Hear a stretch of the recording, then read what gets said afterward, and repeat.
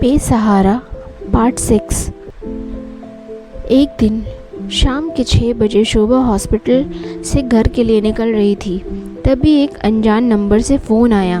पहले तो शोभा ने फ़ोन काट दिया, लेकिन जब बार बार घंटी बज रही थी तो बेमन से शोभा ने फ़ोन उठाया। दूसरी तरफ करुणा की आवाज़ सुनकर शोभा चौंक गई। करुणा बुरी तरह से रो रही थी। शोभा बोली, करुणा तू रो क्यों रही है? कहाँ है तू? बता, तेरे पति कहाँ हैं? क्या बात है, कुछ बताती क्यों नहीं? बता तो, क्या बात है? लेकिन करुणा बड़ी मुश्किल से बस इतना कह पाई, शोभा मैं बहुत मुश्किल में हूँ, तू मुझे बचा ले। मैं यहाँ गांव के बस स्टैंड पर हूँ, किसी से फ़ोन कर रही हूँ, तू यहाँ आ जा, नहीं तो मैं मर जाऊँगी। शोभा ने यह सुनकर कहा, तू चिंता मत कर, वहीं रुक, हम बस 1 घंटे में पहुंच रहे हैं। तू जिनका फ़ोन है उनसे मेरी बात करवा दे। करुणा ने चाय वाले भैया को फ़ोन दे दिया। शोभा, भैया आप यहीं बस स्टैंड पर हो क्या? ये मेरी जानने वाली हैं, इसका ध्यान रखना। हम सब अभी थोड़ी देर में पहुंच रहे हैं, आपकी बहुत मेहरबानी होगी। चाय वाला बोला, हाँ बहन जी, बहुत देर से रो रही हैं। मेरी यहीं पर चाय की दुकान है, आप आ जाओ। शोभा ने फटाफट करण को फ़ोन किया। करण सारे काम छोड़कर शोभा के पास पहुंच गया। फिर दोनों करुणा के बताए बस स्टैंड की ओर चल दिए। तभी करण ने कहा, हमें तो पहुंचने में टाइम लग जाएगा। मेरा दोस्त सुनील वहीं रहता है, मैं उसे वहां भेज देता हूं। तुम्हारे पास करुणा की फ़ोटो तो होगी ना, मुझे भेज दो। करण ने सुनील को फ़ोन किया। सुनील, तेरी हेल्प चाहिए थी, तू अभी गांव के बस स्टैंड चला जा, मैं तुझे फ़ोटो भेज रहा हूँ। ये शोभा की दोस्त है, बहुत परेशान है, हम वहाँ आ रहे हैं। जब तक हम आए इसका ख्याल रखना, कोई इसे नुकसान न पहुँचा पाए, बस हमारे आने तक संभाल ले। सुनील ने जवाब दिया, भाई चिंता मत कर, मैं अभी 10 मिनट में पहुँच रहा हूँ और तेरी उनसे बात भी करा दूँगा। यह सुनकर करण और शोभा को थोड़ी शांति मिली। सुनील बाइक से फटाफट करुणा के पास पहुंच गया। वह चाय वाले के पास पहुंच करुणा के लिए पूछने लगा, लेकिन वह उसे पहचान न सका। शोभा ने जो फ़ोटो भेजी थी वे करुणा की शादी की थी। उसने चाय वाले से पूछा तो चाय वाले ने करुणा की ओर इशारा किया।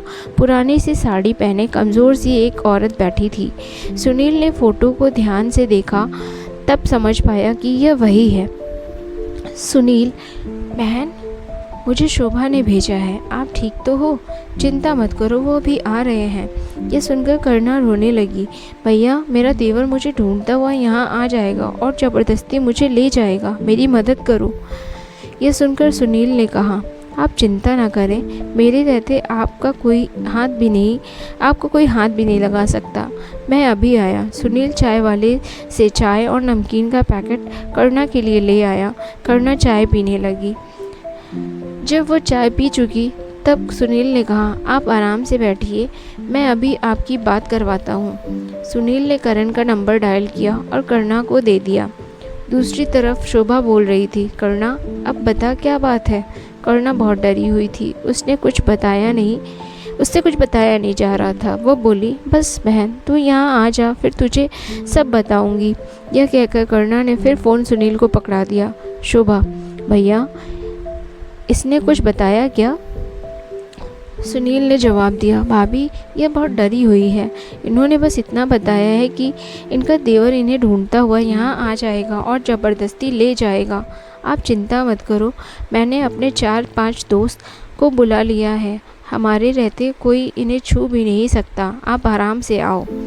यह सुनकर शोभा ने कहा, भैया आपका बहुत बहुत धन्यवाद, ये मेरी बचपन की सहेली है, 2 साल से इससे कोई कांटेक्ट नहीं हो पा रहा था, बस कुछ देर और इसका ध्यान रखिए, हम बस पहुंच ही रहे हैं। सुनील बोला, अरे भाभी ये भी तो मेरी बहन जैसी है, आप चिंता मत करें, आराम से आए।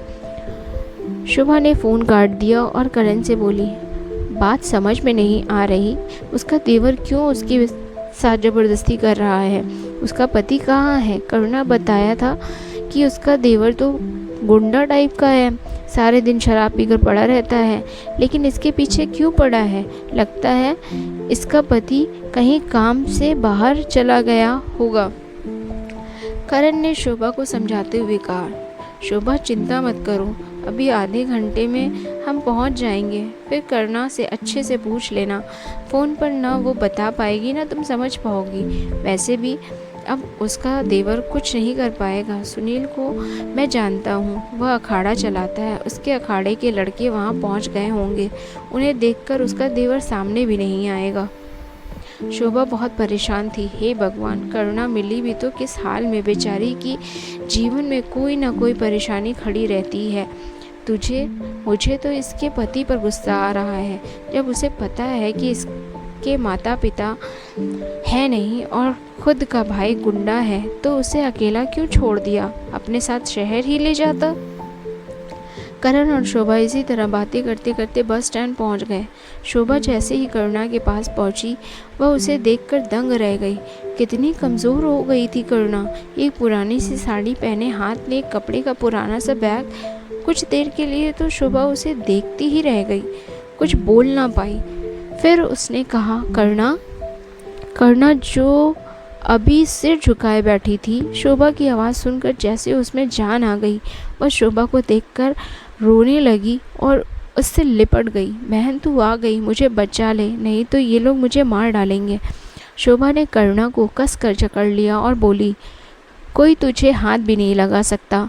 मैं आ गई हूँ ना, अब सब ठीक हो जाएगा। मैं तुझे कब से ढूंढ रही थी, एक फ़ोन नहीं कर सकती थी। मुझे न तो तेरी ससुराल का पता मालूम था, न तेरी ताई ने गांव का नाम बताया, वरना मैं तुझ तक पहुंच जाती। एक ही सांस में शोभा ने सब कह दिया। करुणा बस रोई जा रही थी, वह कुछ बता नहीं पा रही थी। तभी करण ने कहा, शोभा इन्हें घर ले चलो, अभी कुछ मत पूछो, यहाँ से निकलते हैं, घर पहुंचकर बातें करेंगे। ये बहुत डिप्रेशन में है।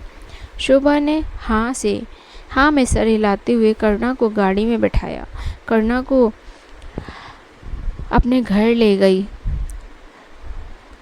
और करण और शोभा ने सुनील को धन्यवाद दिया और करुणा को लेकर घर की ओर चल दिए।